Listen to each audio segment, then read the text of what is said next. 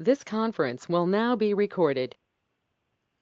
Good morning, everybody. We're here at the December meeting of the Board's Enforcement Oversight Committee. The date today is December 3rd, 2024, and the time now is 9:05 a.m. We'll go ahead and get the meeting called to order here, and I'm going to verify the meeting attendance here for our committee members. Annie, are you present? Here. 64. And Jeff? Yes, present. And Lori? Yes. All right, committee members verified, and staff in attendance today. We have myself, Chad Cook. We have investigators Dan Murphy and Danny Fry. First up for order of business today is to approve the Enforcement Oversight Committee meeting minutes from last month. That would be the November 20th meeting, 2024. Do we have a motion to approve the November minutes? I move. I'll second. I'll second. And Lori beat you to it, Jeff. Okay, we'll do a quick voice vote just for adoption of the minutes. Jeff? Yes. Lori? Yes. And Annie? Yes. All right, the motion carries and the minutes are adopted. And I believe the first case, or the case that we have on the agenda today is from Danny here, so I'll pass the meeting over to her. It's case number 21-2476. Go ahead, Danny. Okay, thank you. Can everybody hear me? Yep, sure can. Okay, You bet. great. I'm sorry for all the confusion here. We seem to be having multiple computer issues this week for some lucky reason. This case is a case that got to be somewhat complex. Generally speaking, I think it was pretty well done and in compliance largely with things, but there were a couple of issues that we typically find, and so I brought those to your attention. I don't think I really need to go into the background of the property that much. It's a larger custom unique type of residential property, primarily in Portland, and I think it seems to be pretty well known. So unless you have specific questions about the property itself, I'll just go straight into the recommendations. Danny, we have a bunch of questions. Oh, okay. Go for it. I guess. Well, I guess I'll start. I guess I'll start just because. Sure. Is that okay? Sure. Yeah. So, like I was saying, I read the PCR, and it seemed pretty straightforward. I saw that there was an issue with dates and certification. There was the hypothetical. There was the one thing that was missing from this 100-page work file or something, that it was the transcripts for the testimony. And then, but then we got this response, so I read it and I was like, okay, that seems pretty straightforward.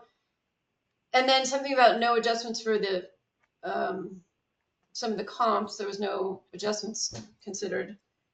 And then I read his response, which we got yesterday. Was it yesterday? It was uploaded Friday, but I thought maybe you guys didn't get it. Maybe you hadn't looked at it, the cases since Friday. So yeah, that's when we got that. Yeah, so I read through it and then I just got confused. If I'm honest. Okay. It's easy to do with this case, trust me. So it sounds like that the dates that he's saying that the dates on the certification were just read wrong and that they were correct. Well, yeah, I saw that and I appreciate that, but I double checked the copy of the appraisal report that's in our file, and I believe it's page 60 of the case of the appraisal report has a certification in it. And I think it's the first paragraph in that certification. And those dates are different than the dates cited in most of the portions of the appraisal report. Okay. And I know that If I, that could be, you know, I'm an appraiser too, and I confess that occasionally I've been known to take a page from a former appraisal and just wordsmith a little bit or change dates or whatever. And it could be something as simple as that, but we don't really know. And the bottom line is the dates are different. Okay. the way that I read that, and I reread it a couple of different times, was that the appraiser had done previous work within the 36-month time period prior to the April 3rd, 2020 signing, of which was post this effective date of January 1st, 2018. It was like after that date, but he had done work on it before this effective date. The way I read that, it was he was saying, hey, I've done stuff on this property 3 years ago from 2020 backwards, but the effective date of this appraisal is January of 2018. Is that how you? That's kind of how I was getting to it. Well, I think it was just the opposite. I think it was the 18 was the first one, and then he did this one, but he didn't make it clear that there was that transition anywhere that I could find in the appraisal report. So it looked like most places he was citing one date, and then in the certification it was another date. But it was signed with the most current date. So technically that would be the date it was issued, right? Well, okay, so I'm looking at agreeing with you. the certification where in that second paragraph you're supposed to state, yes, whether or not you've done any other work on that appraisal, on that property is in that second paragraph there of his certification. It is post date of value, and he says it's for estate planning purposes. But it wasn't. If you look at the statement of his, in the first part, I think it was page 5. I don't have it right in front of me, but I think it was like page 5 or 6. The purpose of the appraisal was not for estate purposes. It was for a tax appeal. No, but Correct. this is Well, what I I'm think- saying is that in the certification, I think he did it right. I mean, in the certification, he's Yeah. basically reporting that he did other appraisal services Mm-hmm. on Right. these dates for this purpose. This is not, the way I'm reading that certification is that he isn't saying this is the date of value. That's not what he's saying. He's saying, I have performed appraisal services on this property for another case, and here are the dates of value. I think the reason why it's confusing is because it's post date of value, but for tax appeals, it's usually a retrospective date. Am I making any Yep. sense? I'm agreeing with you. Yeah. That's how I read it too. Yes. Okay, so I think he did it right. Danny? Okay. Well, I report to you what I find, and you folks make your decision. Okay. Can somebody talk me through the issue with the hypothetical that he did not invoke? And He did. yes, He used he did use a hypothetical. He just said in his report he didn't use any. So that was incorrect. He did use hypotheticals, and there's nothing wrong with that. But in his report, it says he did not use any. So that's a tad misleading, isn't it? So I see that just a little bit differently because he made a cost to cure adjustment. So, this, as you know, everybody knows, Danny, especially you, this was a super complex appraisal. So, yeah, and certainly not my area of expertise. And so what I had to do was tear this whole thing down into my own little residential world. And the way that I looked at it was it does happen from time to time. let's just take a garage conversion, for example. Let's say a homeowner thought about converting their garage to a family room, and so removed the garage doors and resided the house, and then didn't do anything to the garage conversion. They just left it with concrete floor, open walls, all of that stuff. Didn't complete it. So Right. in my little tiny Okay. residential world, for mortgage lending purposes, what I would do would be to make a cost to cure adjustment to the cost to cure that issue. And in most cases, it would probably be to reinstall the garage doors. It's still an Okay. as-is appraisal, but I'm making a cost to cure adjustment to, well, it's not really a hypothetical. I'm appraising it as is, but taking into consideration the market reaction to bringing that property back to having a two-car garage. So that's how my mind worked around it. Annie, is that kind of where you were going with that? Yeah, I Well, mean, I go ahead. I'm trying to sift through his response number C, letter C, to try to get a sense of what he thought he was doing here.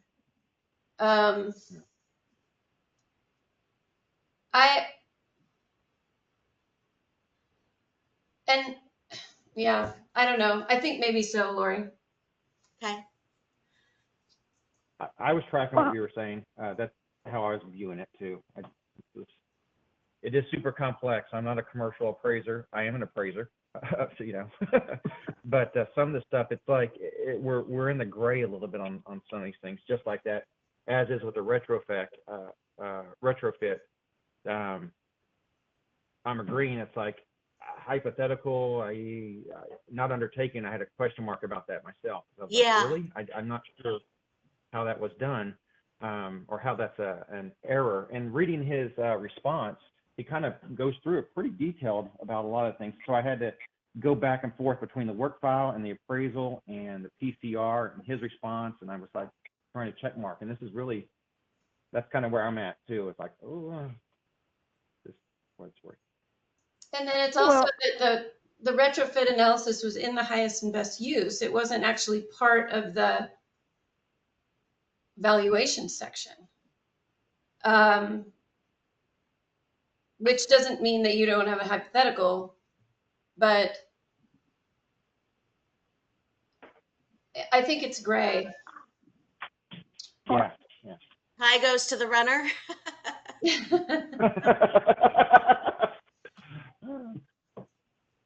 Well, I don't disagree that he has a right to use a hypothetical, which I think he did use. I think the question boils down to, can the reader follow what he did and the reasoning for what he did? And I think that's where the ball was dropped. Let's You talk. know, you've both indicated that you read what was done and still had some questions about what was done and why. He did use a hypothetical. At one point, he said, you know, he developed the cost as I called it, I guess, as proposed. But he didn't. That is in itself either an extraordinary or a hypothetical condition, because it's not as is, but that's what he called it, as is. And so it would be difficult for the reader without doing a lot of research and trying to figure it out, like you guys have done. But here's the thing, Danny. To follow. Here's the thing: we are not the designated users of this report. We No, weren't we're named as not. users. You know, We're the the reader is regulatory people.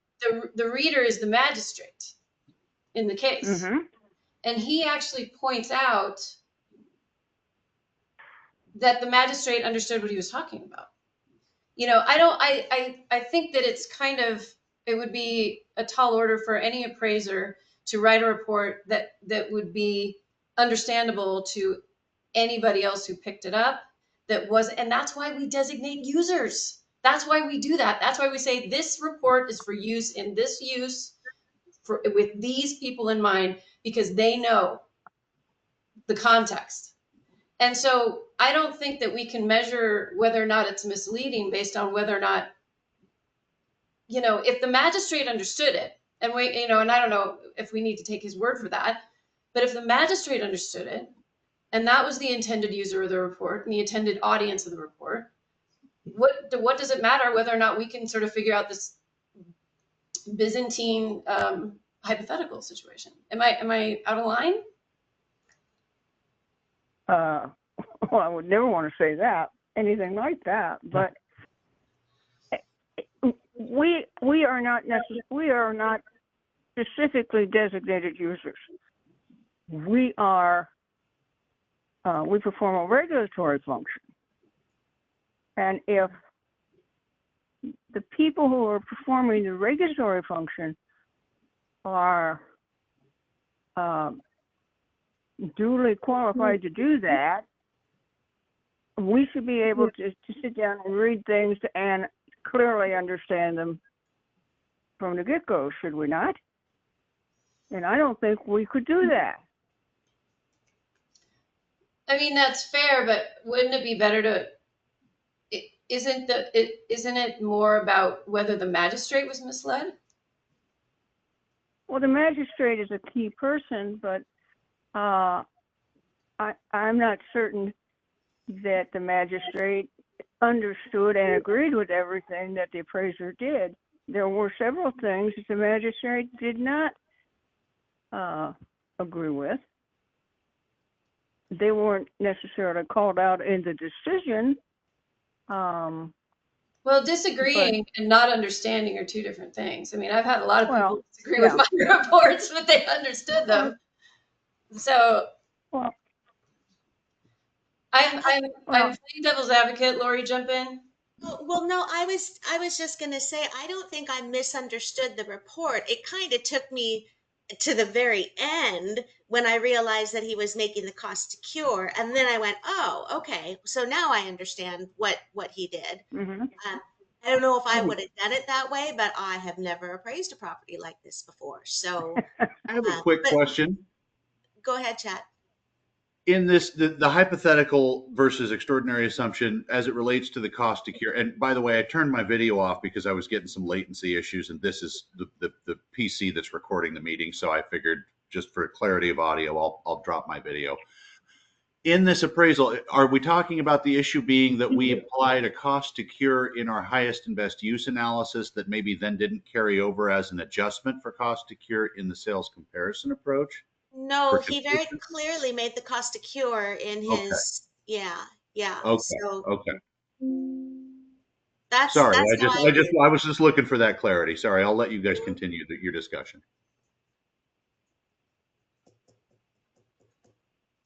I don't know. Are we done discussing this issue or not? I don't know where we are, frankly. Yeah, I mean, I think we could be and just take a vote. Yeah. Well, I'm at your disposal. So you folks tell me what you want to do. If I've answered your question sufficiently, I think we could move on. If not, you need to tell me, and I'll try further. But I don't want to. This is the time for run those it into questions. the ground either. Those are the only things that I wanted to mention. That was me. So. As far as the record keeping rule goes, when we're talking about a post appraisal, obviously he's admitted to not having the written or oral testimony from the court after the No, yes, effective appraisal? Okay. that's So correct. that is something. Okay, yeah. That- Yeah, and that's all we were saying in the citation. And he didn't. There Yeah. wasn't one. Yeah. Okay. Yeah, so I'm, forgive me if this is outside of protocol. So with regard to the record keeping rule, I would have to vote yes because he didn't include the testimony. But as I understand it, if we're in agreement with at least one of them, we have to vote yes. So I'm going to let Yeah. Chad answer that one. So essentially, what I'm hearing is if there are, let's say, 4 things called out under record keeping or 11A or whatever the standard is, if we have hypothetically 3 bullet points, the appraiser failed to do this, the appraiser failed to document this, and the appraiser failed to retain a copy of this.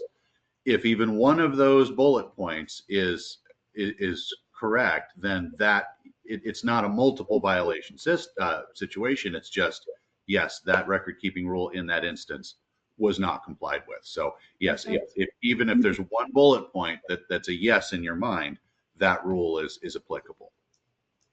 We don't stack things up, like hypothetically, if there's 4 bullet points under a citation, that doesn't result in 4 violations. It's just a violation of that rule in 4 different ways, or one way if that's the bullet point that you agree with. Does that make sense? Mm-hmm. Yeah, it does to me. It does. Definitely.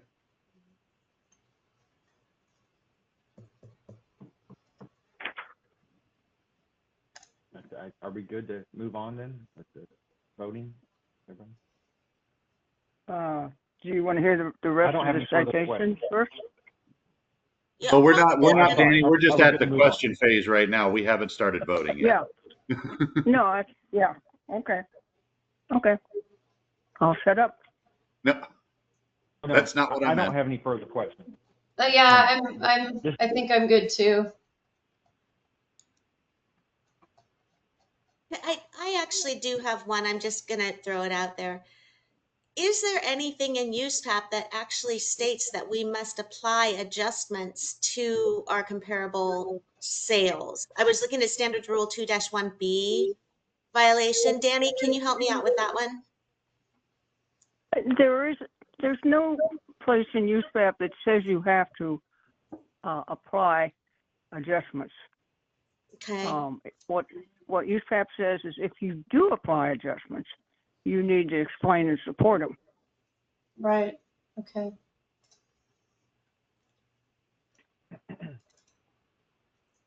There aren't a whole lot of things USPAP says you have to do.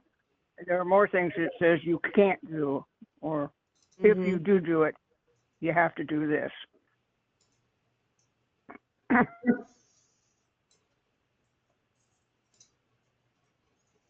Okay. Are there other questions?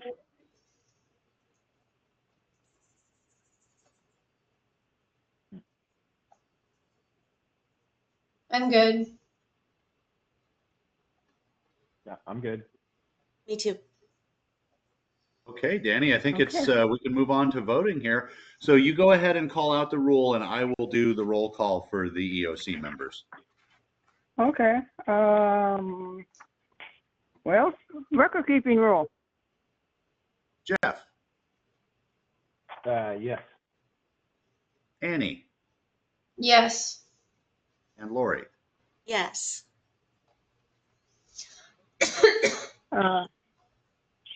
Standards rule 1-2G as in girl.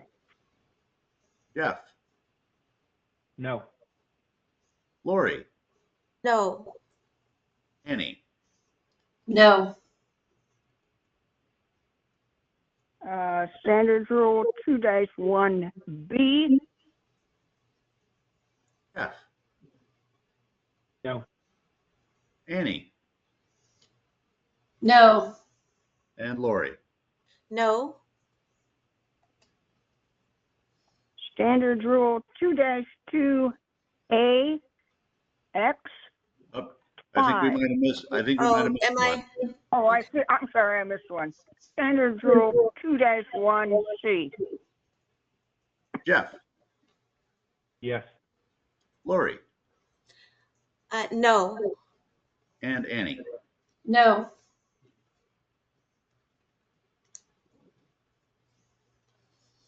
Standards Rule 2-2AX5.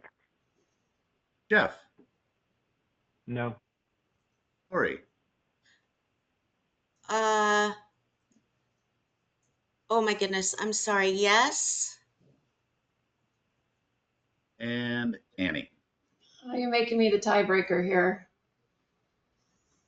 I'm going to say no.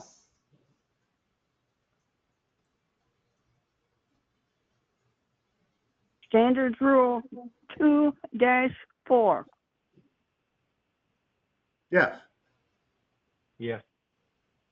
Annie, Yes. and Lori. Yes.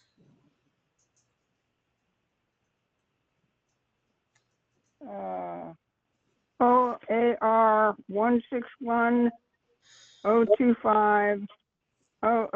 161-025-00601. Jeff, Yes. Annie, Yes. and Lori. Yes. OAR 161-025-00607. Jeff, Yes. Lori, Yes. and Annie. Yes. OAR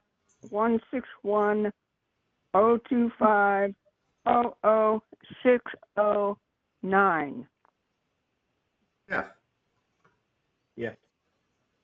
Lori, Yes. and Annie. Yes. ORS 674-1402.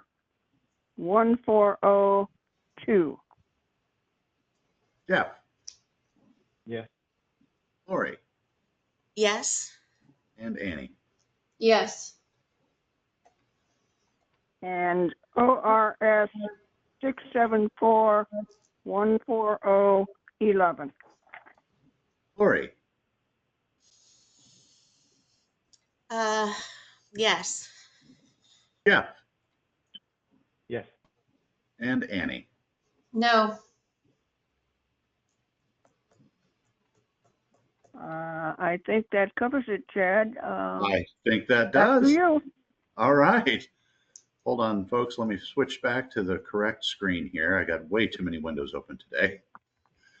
All right. Well, that essentially concludes our business. I'm glad that we got this one taken care of before the end of the year here, and appreciate all the documentation on this one that you guys had to comb through. Thank you for your thoughtful questions. That's why we're here. So, Danny, thank you for your work on this one. This was a mind boggler. I just kept reading it going, I'm glad I didn't take that assignment. No kidding. I was many? like, Yeah. Yep. Yep. I We think had the worst- conversations about exactly that. Yes. I think the worst part was going through all 800 pages of the work file. Oh my gosh. With no written or no oral testimony, you didn't even have to read that. Yeah. that's the thing that I think about this case this is off the record is that, you know, he had an 800-page work file. This is not a person who neglects their work file. Right. He literally forgot one And thing. Annie, just as a heads up, we are on the record. Yeah. That Okay. hasn't stopped yet. but yeah. agreed. This was there's a lot of ambiguity in properties like this, and they're difficult. Period. So Yeah.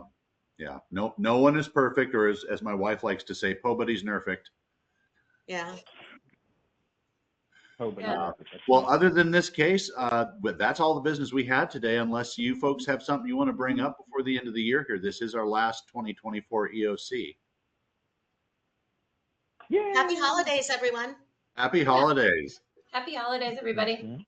Well, with that, I guess we're looking for a motion to adjourn. This I'll is move to Jeff. I adjourn. will motion that we adjourn. Oh, It was Lori with the motion. I'll second. I'll second. Oh, Jeff. Just You're, that last you're step, so Jeff. on the draw today. Annie with the second. Okay.